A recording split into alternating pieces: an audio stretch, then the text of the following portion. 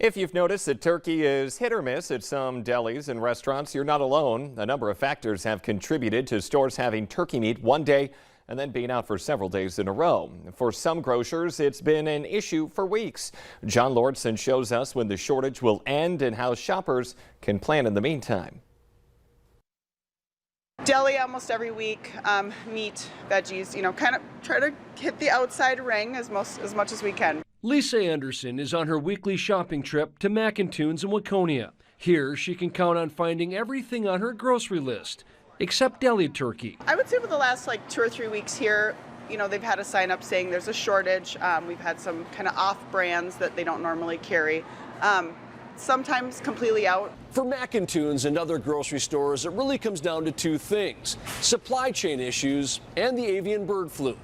This store has been lucky because as a smaller company, they can pivot from one supplier to another when supply gets low. But even so, it's become a day-to-day guessing game. Not going to tell people that we have turkey, but we do right now. And as of tomorrow, we won't, because the most recent supplier we found now is out of turkey.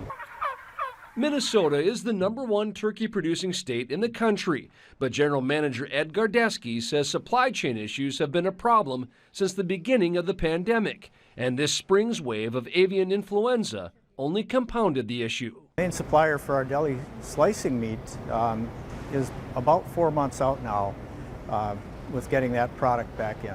While bird flu cases have dropped in Minnesota, there is concern a second wave of the flu could hit during fall migration. The good news is deli meat should eventually catch up, and the USDA is not anticipating a turkey shortage for Thanksgiving.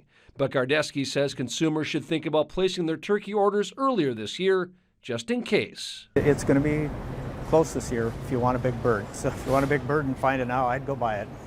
In Waconia, John Lordson, WCCO 4 News.